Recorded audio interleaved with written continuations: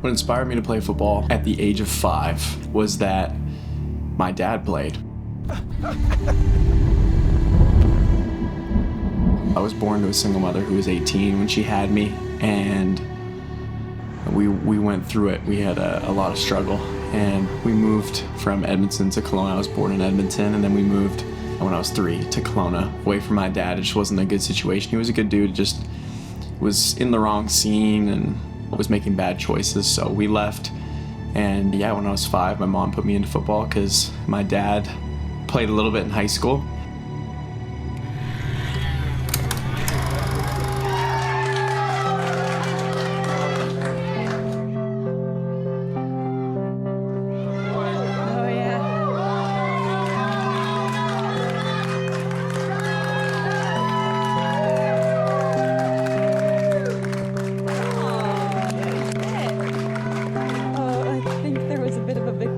On his part there.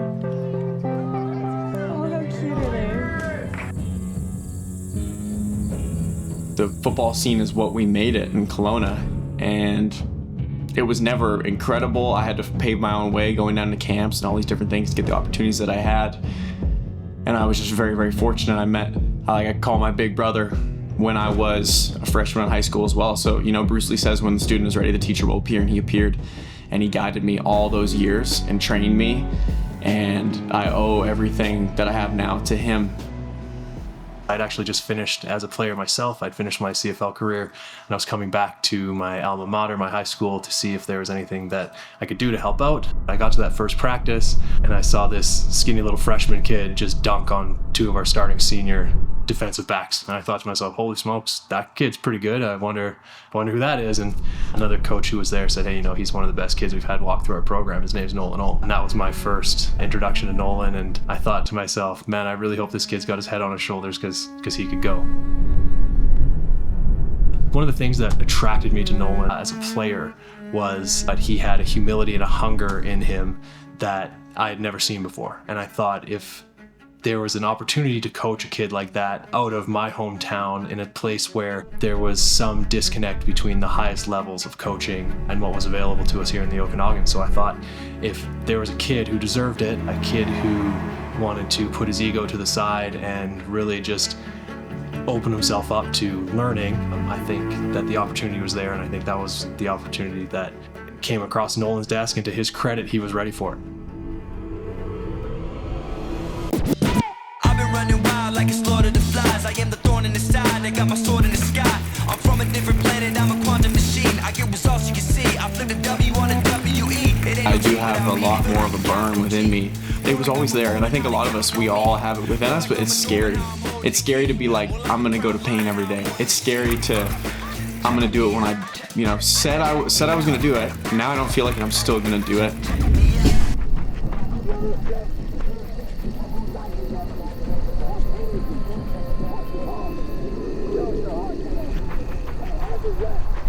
Now I don't look back at it as sacrifices at all, because if I didn't do those things, then I become the sacrifice, because I don't ever achieve the goals that I truly always wanted.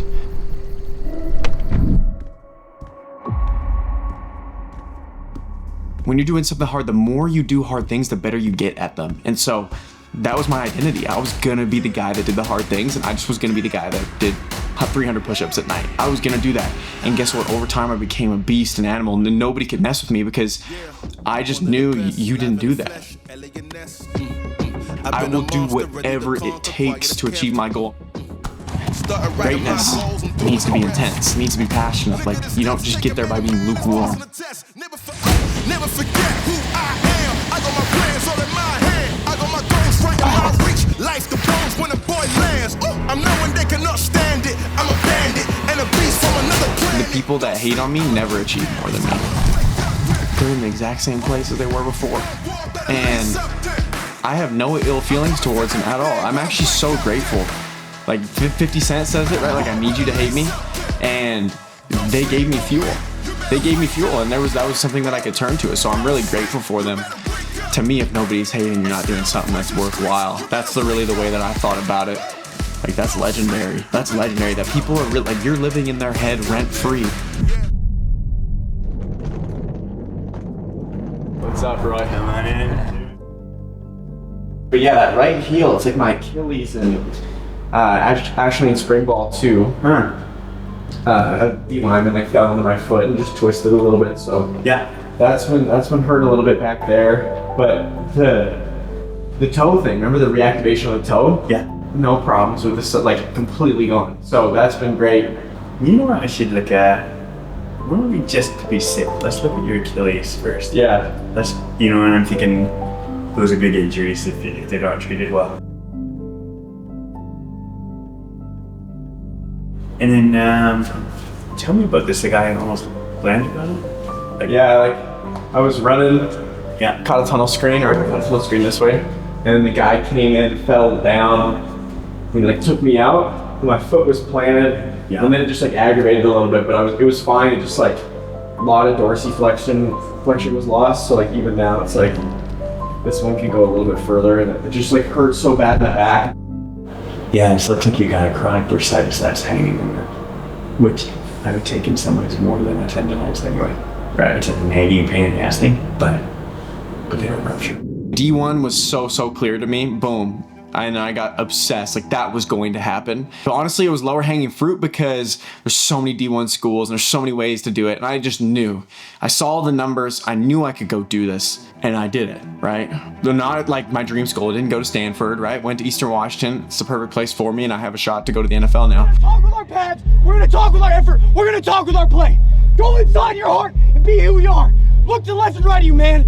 Make eye contact with some guys. This is a team right here. This is the best team I've been on since I've been here, period. Let's go strong today.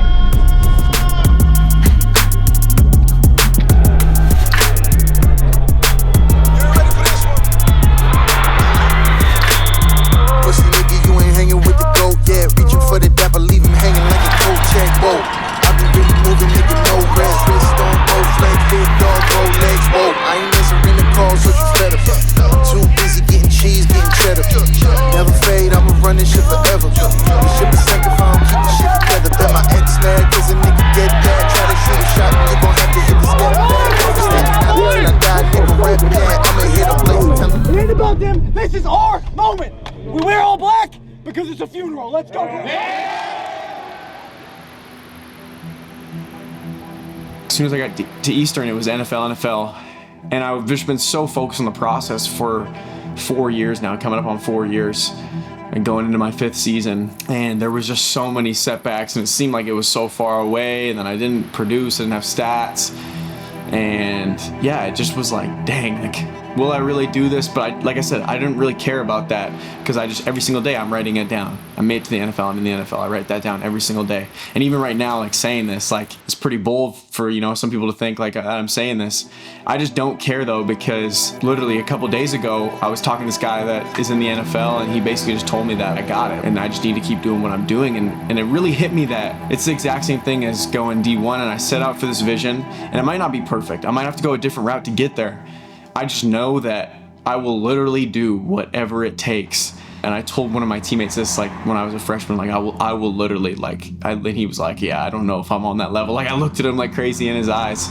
But yeah, honestly, it sounds crazy, but a couple of days ago, like I really realized that, I can really do this. Like I always believed, like I'm gonna go do this, I'll find a way, but like now I really believe that I can do this. I have a lot to work on, but like we talked about, I have the mentality and the mindset, and I'm uncovering every stone that I need to go find every resource that I need to give myself the best shot to go do it.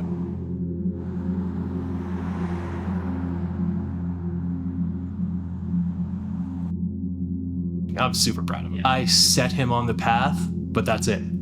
I showed him, hey, this is the way. If you want to go down this road, this is the way to do it. He has far exceeded my expertise and knowledge and, advice I can give him now, sort of as he's hopefully making his next steps going pro. Like there's things about that world that I can help him with still, but when it comes down to knowledge of the game and technique and skill, he's far surpassed me at that.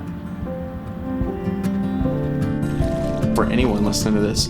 I'm sure there's some kids that want to do what I'm going to do. No one wants to hear Nolan Holm, second one. They want to hear your story.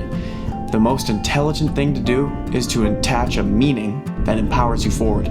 Because when we really control the meaning that we give things in our life, we're free. I was a rambler. The reason I do this is because all that we're left with at the end of our life is who we become and the people that we've impacted. You know, the trophies, all these awards, it's stupid. Nobody's gonna, we're all gonna die, we're gonna be forgotten, period. I mean, you don't remember anyone from 1,000 years ago. No one talks, I mean, you can bring up a couple people, but you don't think about them on a daily basis, it doesn't matter. But guess what? You can change a family tree by who you become and having those tools to go impact someone. And so that's why I do this. That's what I've learned about myself, is that that's all that really matters to me, and that I want to use this game as a vehicle to grow myself and to change the world. Football can change the world. I really believe that. On the wrong side of the road.